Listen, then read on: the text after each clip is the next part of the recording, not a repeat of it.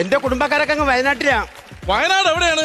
വയനാട് എന്ന് പറഞ്ഞു കഴിഞ്ഞാൽ നമ്മുടെ ഭൂപടം വെച്ച് നോക്കുവാണെങ്കിൽ കേരളത്തിലങ്ങ് മുകളിലാണ്. നിനക്ക് ഇഷ്ടപ്പെട്ടില്ലെങ്കിൽ എടുത്ത് നടക്കുക. വയനാട് എവിടെയാണ്? നിനക്ക് എന്ത് ചെയ്യണം? അല്ല, വയനാട്ടിൽ എല്ലാരും വന്നാ മാമി? എല്ലാരും വന്നു, പക്ഷെ എന്റെ അച്ഛൻ മാത്രമേ വന്നില്ല. അയ്യോ, അതെന്ത്? വയനാട് കാടാണല്ലോ. എന്റെ അച്ഛന് ഈറുവിട്ടായിരുന്നു ജോലി. കുട്ടിക്കാലത്ത് 6 വയസ്സുള്ളപ്പം അപ്പോഴും എന്നെ പൊടിച്ചീനെ വിളിക്കൂ അച്ഛൻ. എന്നെയും എന്റെ അനിയനെയും കൊണ്ട് അച്ഛൻ ഈറവെട്ടാൻ പോയപ്പോ പുലി ഇറങ്ങിയേട്ടാ. അച്ഛൻ എന്റെ കയ്യിൽ എന്റെ അനിയനെ തന്നിട്ട് പറഞ്ഞു ഓടിക്കോടി പിടിച്ചേന്ന് പറഞ്ഞു. അച്ഛനെ പുലി പിടിച്ചു.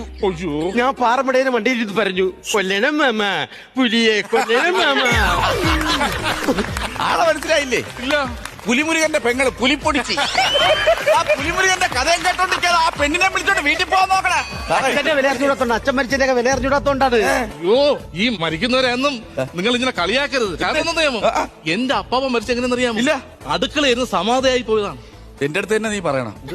എടാ, നിന്റെ ചേച്ചിയുടെ കൊച്ചിന് അമൃത